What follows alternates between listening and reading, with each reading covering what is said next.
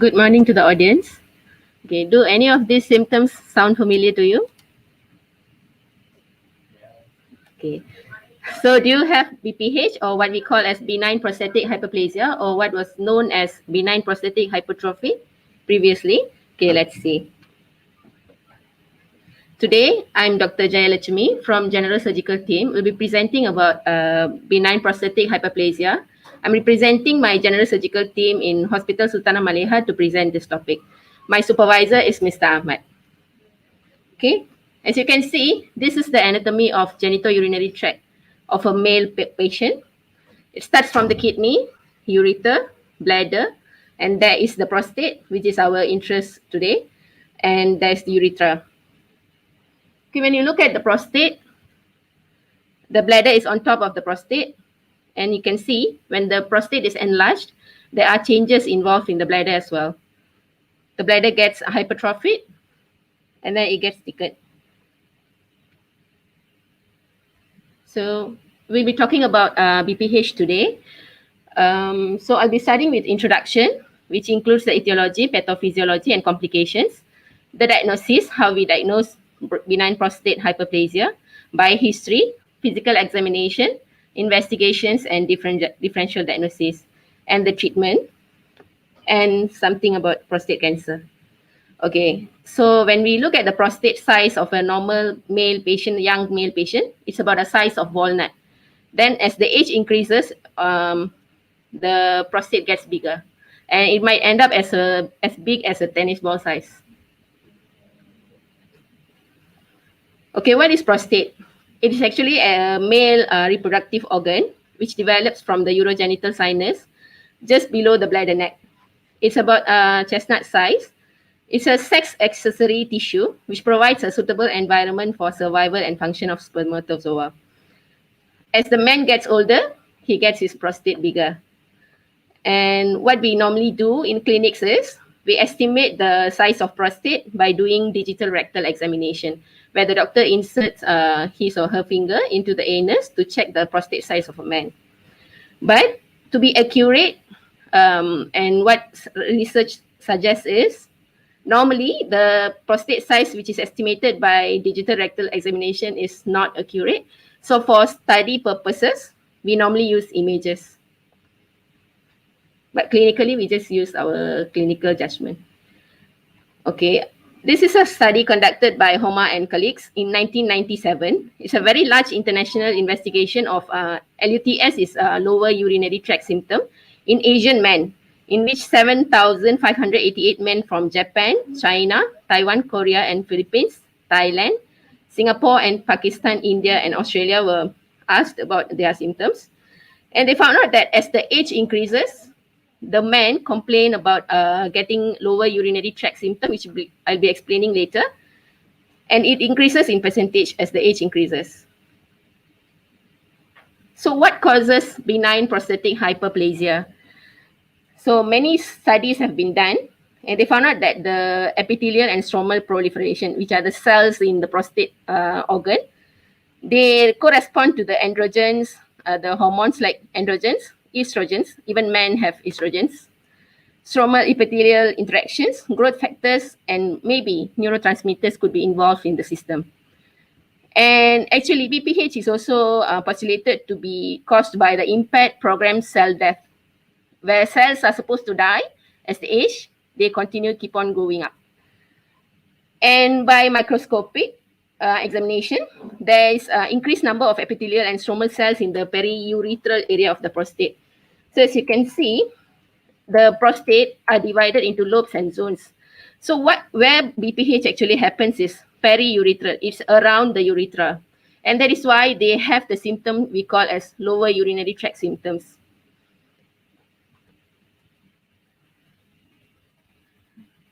And this is why, by microscopical examination, they found out that it should be named as hyperplasia and not the hypertrophy.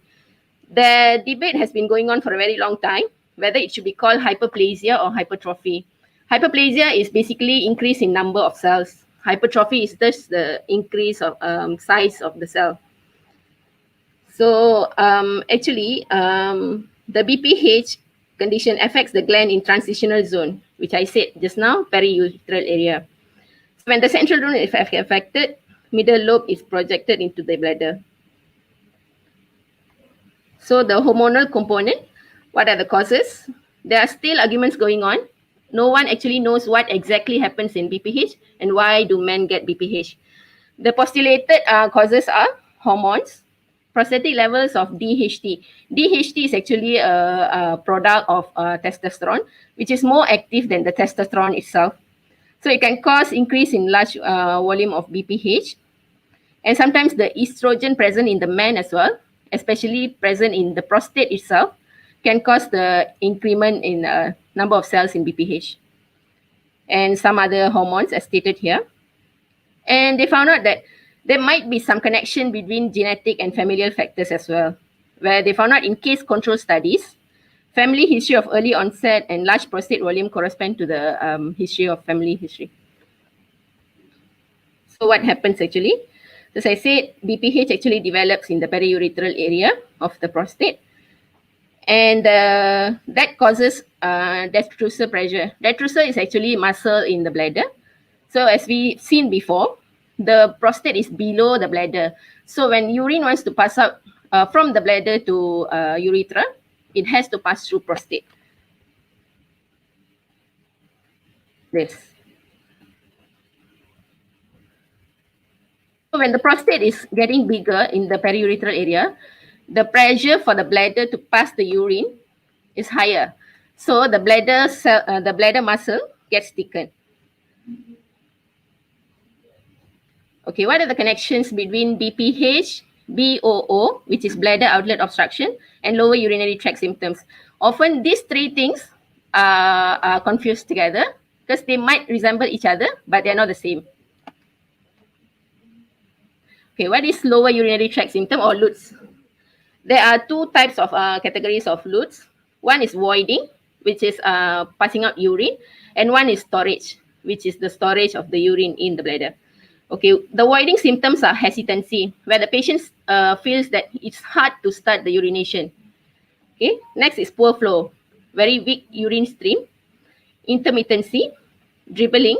Dribbling is after he urinates, the urine dribbles. And he feels that the sensation of poor bladder emptying and sometimes can get urinary retention. While for the storage, there is frequency, where a patient has to go to toilet many times a day. If it happens at night, then it's called nocturia. Urgency is the patient, once the patient feels the urge to urinate, he has to go immediately, otherwise he'll leak. Another one is nocturnal incontinence. Okay, bladder outlet obstruction. It's defined as maximum flow rate of less than 10 milliliter per second, which indicates high probability of obstruction. But this definition depends on maximum flow rate, which is somewhat dependent on the voided volume. If the patient really has small volume of urine to pass out, probably it is not a BOO. And if there's high degree of diurnal variability, and there's also person-to-person difference. And what they found out is, even though patients don't have BOO, aging men and women naturally experience decrease in maximum urinary flow rate. That is natural. Okay. Then this BOO has induced changes in the smooth muscle of bladder, which is caused by the detrusor instability and decreased detrusor contractility. This is caused by the BPH itself. Okay, complications of BOO, that is similar to BPH: acute urinary retention or chronic retention, hematuria, infection, bladder stone or bladder decompensation, where in the images we can see there's trabeculation or diverticular in the bladder, or upper urinary tract obstruction. So how do we diagnose BPH? That is by anything that we start is by medical history. So when the patient presents, he might present with hematuria, which is blood in the urine, or urinary tract infection. And we have to ask about other systemic diseases that might mimic BPH. Like when the patient is complaining about frequency going to the toilet many times a day, it's not just BPH. It might be diabetes mellitus. It might be when it's hard to pass urine, when the patient says it's hard to start, there's hesitancy. It might be urethral stricture disease. And there might be medications which mimic the symptoms. And we have to ask, once we establish it is BPH, we have to ask about the patient. Does he keep any diary about his urinary habits, fluid intake, and how frequent he voids? And once the diagnosis of BPH is established, we can use scoring systems. There are a few scoring systems available. The most prominent one that we are using here is IPSS, which is International Prostate Symptom Score, which divides the questions into, there are 7 questions, divides the questions into storage, voiding, and post-micturition. Micturition is urination. Okay, if it's mild, 0 to 7. If it's moderate, 8 to 19. Severe, 20 to 35. And why do we classify? Because this depends on the treatment that we are going to give to the patient. Okay. And we ask the patient to fill in themselves for them to score. Okay, there's another similar one, American Urology Association score, which is about similar. And next is physical examination. So when the patient presents with BPH symptoms, we do the abdominal examination and DRE, or what we call as per rectal examination. So abdominal examination, we are going to examine for over-distension of palpable bladder, size of prostate by digital rectal examination, and if to see if there's any prostate nodules that we can feel. Okay, then examination of external genitalia and focused neurological examination to exclude other diseases. Next is investigations. For imaging wise, we normally use ultrasound of the urinary tract, kidney, ureter, bladder. Then urinalysis, because urinary tract infection itself can present as BPH symptoms. Then urine cytology, to see if there's any cells that can be seen in the urine, which might suggest other sinister diagnosis, not just BPH. Then serum creatinine to see the effect of BPH to the kidney. And serum prostate specific antigen, or what we call as PSA. PSA is very specific to prostate. It might be elevated in different conditions, including prostate cancer and BPH. Okay, but the dependency on the value depends on whether patient is already on any treatment or not. Sometimes when patients are treated on BPH, they're given medications, the PSA can be falsely lowered. Okay, PSA is actually an enzyme, a serine protease found in the epithelial cells of the prostate. It actually helps to liquefy semen, androgen dependent, and it's prostate organ specific marker. Levels might increase with age as well. Normal is 4, less than 4. Okay, these are the other diagnostic tests, especially if BPH patients need operation. Okay, when we talk about BPH, what else can it be? We have to rule out other diseases as well. First, we start with urethra. Okay, there might be stricture that might be causing hesitancy. Prostate itself, it can be BPH, it can be abscess or some kind of infection, what we call as prostatitis, or it can be prostate cancer. Okay, it's a spectrum of disease. Then we go to the urinary bladder. It can be infection of the urinary bladder. It can be overactive bladder, or is there any bladder cancer, any stone in the bladder, or neurogenic bladder caused by other systemic diseases. Okay, what are the treatments? And when do we treat patient? Okay, I'd like to ask the audience, do you think that BPH can go untreated? If a doctor diagnoses BPH, but he doesn't want to start treatment, does it happen? Any answer?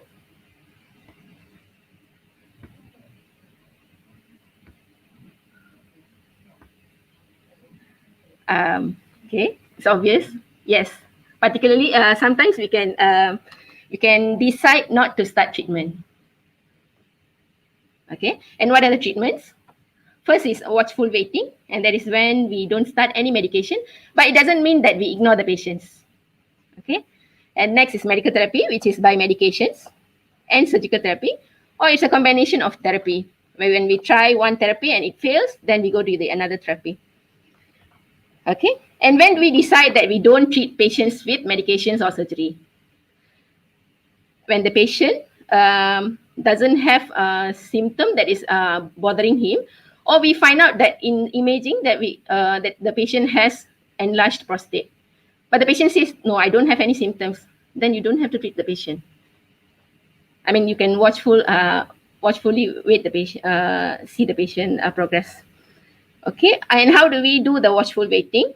It's by education and reassurance.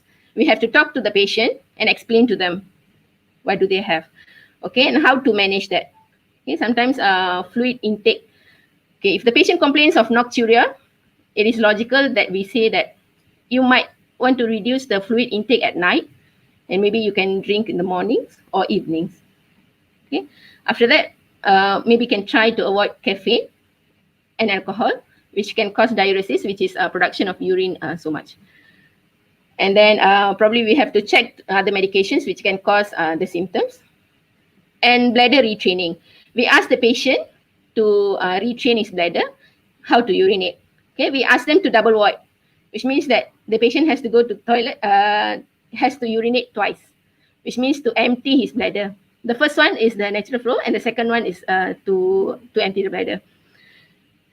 And urethral milking for men for post-micturition deliverable, and distraction technique, where we can ask the patient to void probably a fixed time in a day, so they can be taught how to control the minimum time of voiding, which means that maybe the patient can start try to suppress the urge to urinate, probably 3 to 4 hours once.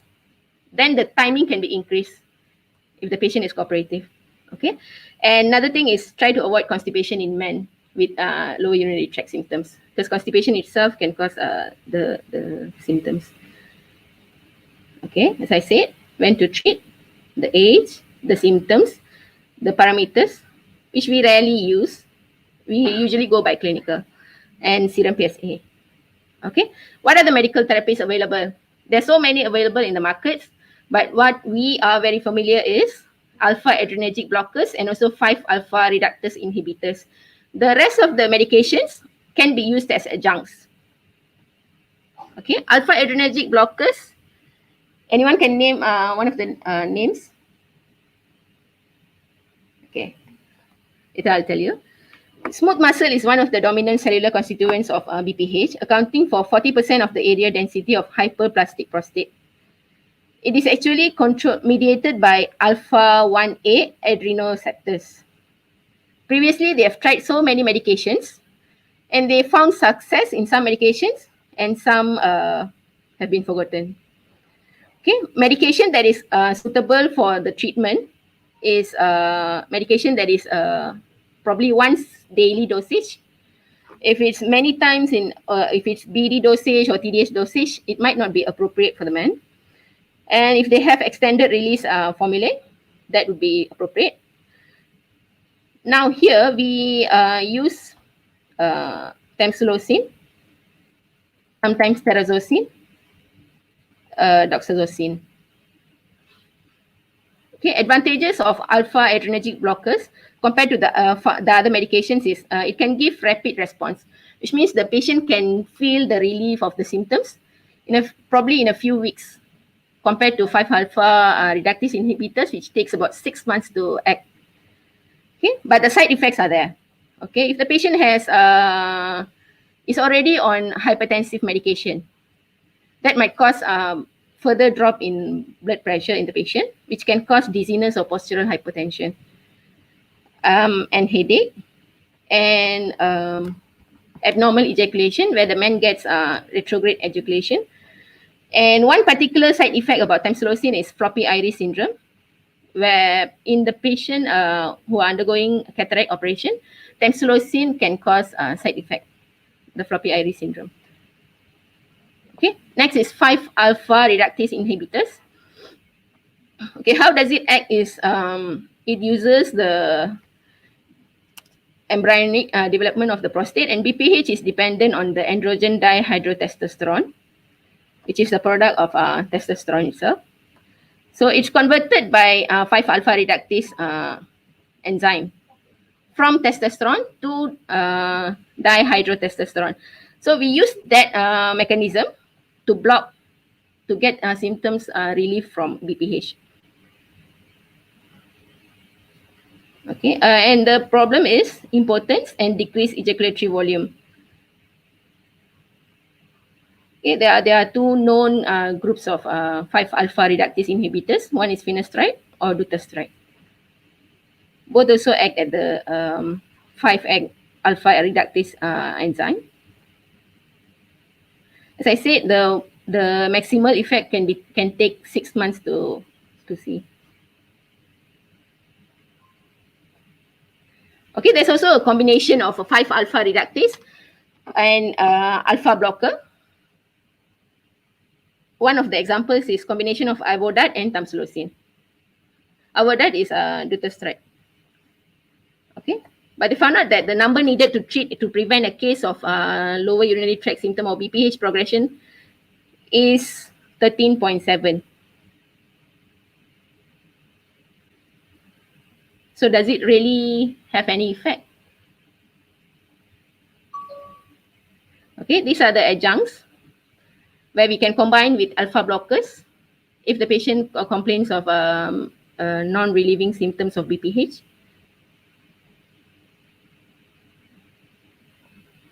Okay, and when do we think about surgery? Okay, NICE guidelines have said that surgery is recommended if there is refractory urinary retention. Actually, the patient has failed at least one attempt of catheter removal. So when patient comes with acute urinary retention, where the patient cannot urinate and there is palpable bladder, the bladder is getting bigger, the treatment is inserting a urinary catheter. So when the patient, about 2 weeks after that, we'll try to remove the catheter. If the catheter cannot be removed and the patient is already on medical therapy, so surgery might need to be considered in that patient. And there is high pressure chronic retention, recurrent UTI, recurrent gross hematuria, there's bladder stone, which is a complication of Bph. And if there's any renal insufficiency, and large bladder diverticula, which might all suggest that there is chronic problems going on with Bph, okay, which is not effective with medical therapy. Okay, and moderate to severe symptoms who have failed medical therapy. And we see that the prostate size is very big. Okay, what are the so when we suggest for surgery, we have to explain about the complications as well. Complications of surgery: hemorrhage, perforation of bladder, incontinence, retrograde ejaculation and impotence, urethral stricture, bladder neck contracture, or risk of reoperation. The systemic complications should be sepsis, atelectasis, pneumonia, myocardial infarction, or any symptom that is similar to other operations. There is one particular complication which is systemic for prostate surgeries, especially the TURP, Trans-Urethral Resection of Prostate, where we call it as TUR syndrome.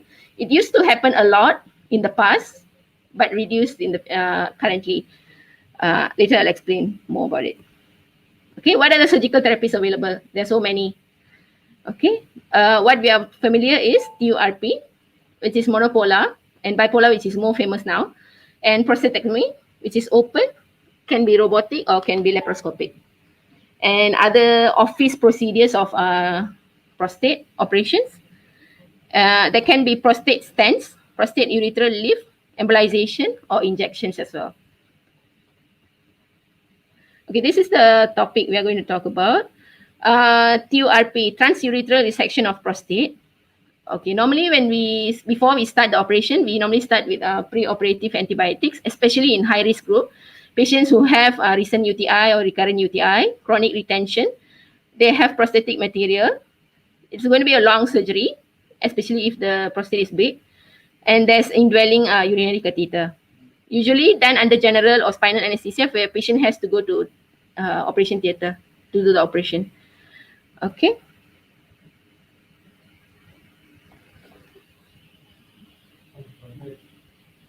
Now I'm going to show you a video of a brief video about the procedure of TURP.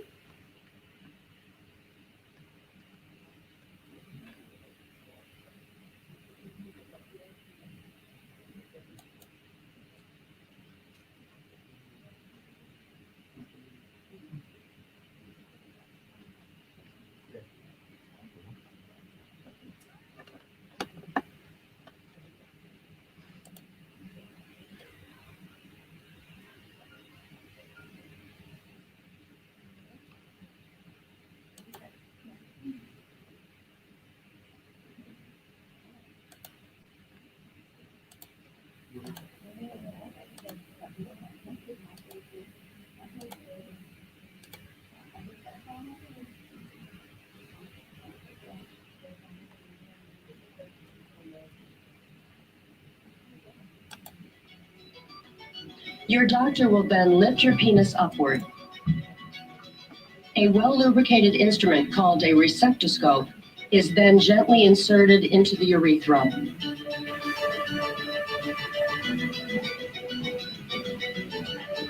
When the receptoscope reaches the back of the penis, your doctor will pull the penis downward in order to create a straight path into the prostate. This is a prostate. Once the instrument is inside the prostate, your doctor will extend a small loop of sharp-edged wire from the end of the receptoscope.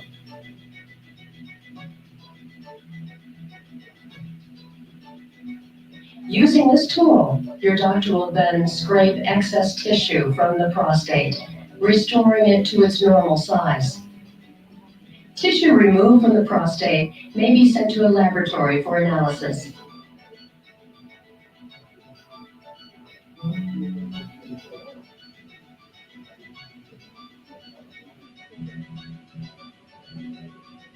When the surgery is complete, your doctor will remove the receptoscope.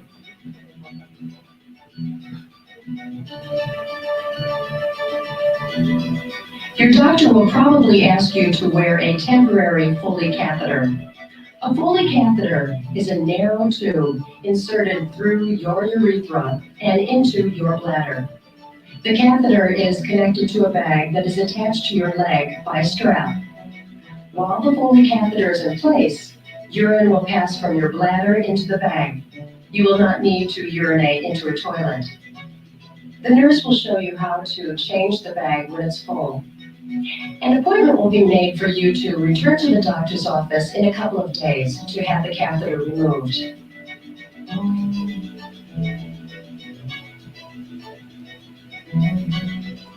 As soon as the anesthesia wears off and you feel comfortable, you will be allowed to leave.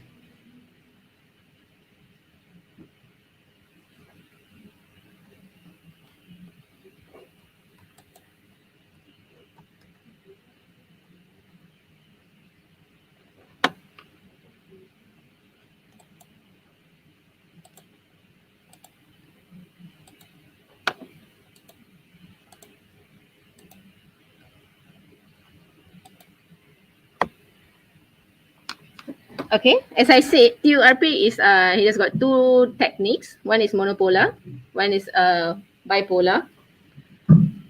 So in the monopolar, which was very famous previously, that is when the TUR syndrome happened. Okay, actually the mechanism is prostatic venous system has a pressure of about 10 millimeter mercury, and at the pressure exceeding this leads to the fluid absorption into the body.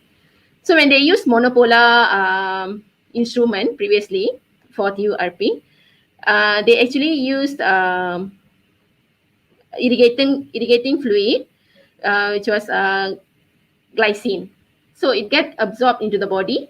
So the body gets dilutional hyponatremia, which can cause neurological symptoms. And large glands, longer resections were risk factors for this syndrome. Okay.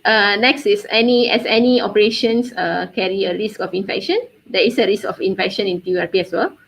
There can be sexual dysfunction, which means that there might be retrograde ejaculation after the operation. Okay, and this is one of the bothering complications in the patients. Next is post-operative urinary retention, which can be usually managed by urinary catheter. Next is stress urinary incontinence, especially when the surgeon removes is overzealous, removes so much of a prostatic tissue that can affect the external sphincter bladder. Then there can be bladder neck contracture, especially if this resection is done very near to bladder neck, where there is and then there's a urethral stricture, and there might be need for retreatment, reoperation after there is a complication like urethral stricture or bladder neck contracture or regrowth of BPH. So these all indicates need for next operation. So what happens in ejaculatory problems is bladder neck is resected as part of the procedure. Sphincter muscle that serves as a sexual function closing during ejaculation, that gets damaged. So when the man ejaculates, it gets retrograde. Okay, there might be a problem of erectile dysfunction after the operation, or very rarely urethral injury can happen, or perforation itself. So if the perforation happens, if it's extraperitoneal and there's limited extravasation, catheter drainage itself will do. But in case of extraperitoneal rupture and there's extensive extravasation of fluid or urine into the abdomen, then it might need drainage, which indicates a second operation. So now monopolar TURP has largely changed to bipolar. So it reduces the risk of TUR syndrome, but the risk is still there. Okay, other complications are blood loss, hematuria, clot retention. And compared to open surgery, TURP causes less blood transfusion, which means that there's less hemorrhage. Okay, next is open prostatectomy, where it's retropubic or suprapubic. They are just approaches of the surgery. This is generally done under general anesthesia. Compared to TURP, it has it has lower retreatment rate and more complete removal of the prostatic adenoma because the surgeon can visualize directly the prostate. And disadvantages is there's a need for lower midline incision, which looks very invasive, increased perioperative hemorrhage, and also longer hospitalization and recovery period.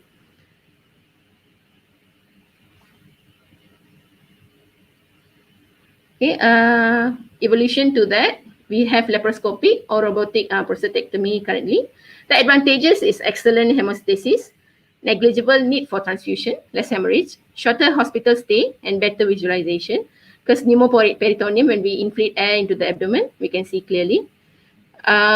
This can manage a large median lobe, bladder diverticulum, or large bladder stones.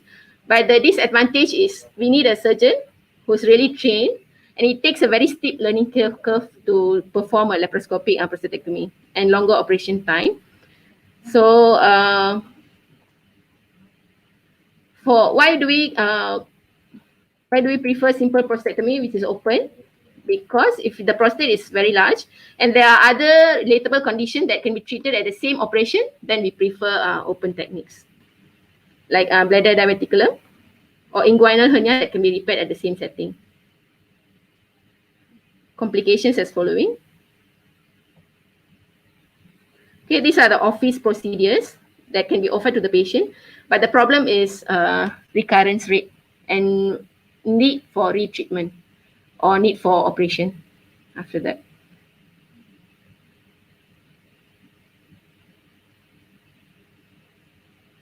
Laser treatments can be used as well.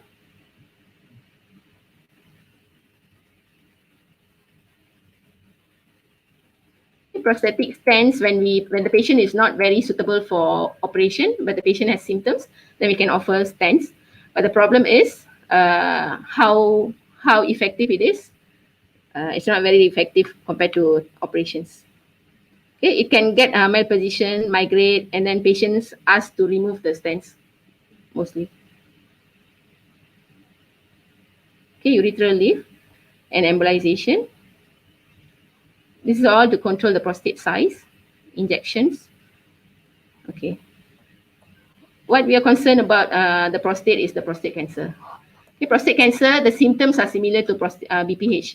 So one might not know whether he has prostate cancer or BPH until he gets checked with the doctor. Okay, symptoms are basically similar. So when it gets advanced, then you get bone pain, blood in the semen, blood in the urine, then weight loss, loss of appetite. These symptoms all raise a suspicion. Okay.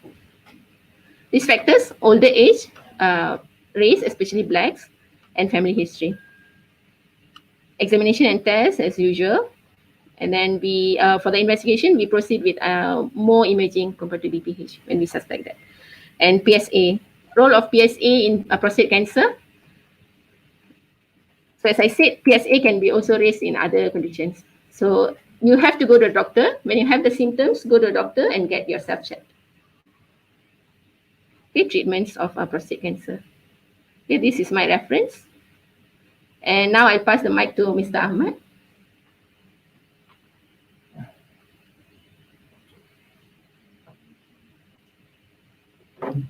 Thank you, Dr. Jaya, for that enlightening talk. Okay.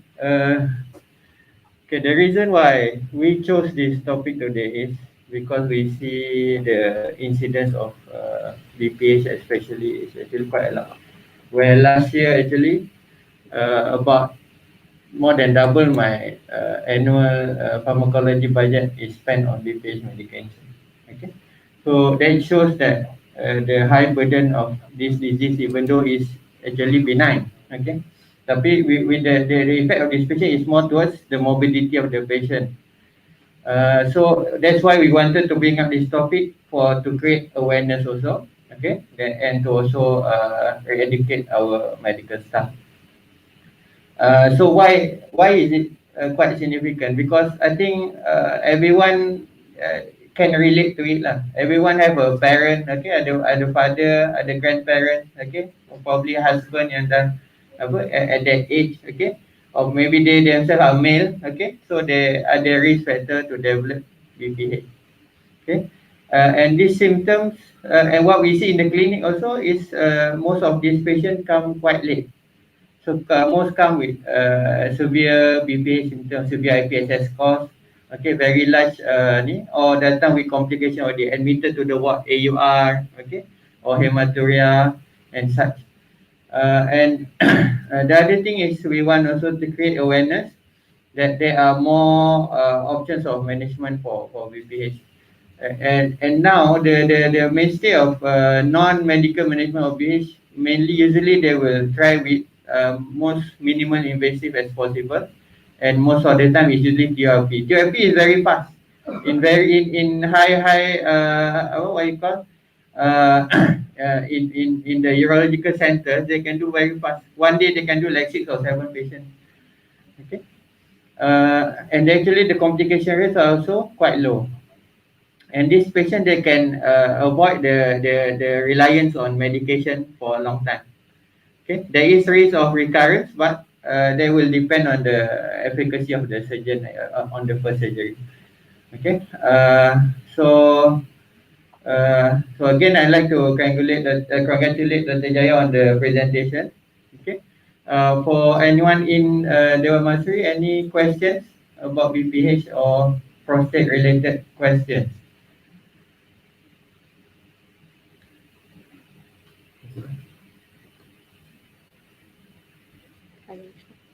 I think if there's no question from the floor, if there's question from audience in the YouTube, you can also put it up in the chat box. Okay, probably if I have time, I'll look through it and answer your questions then.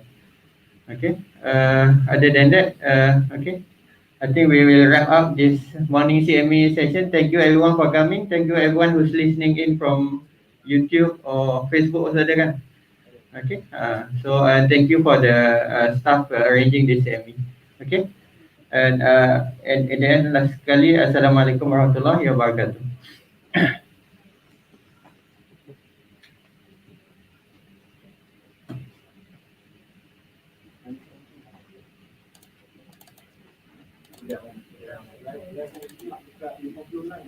Huh?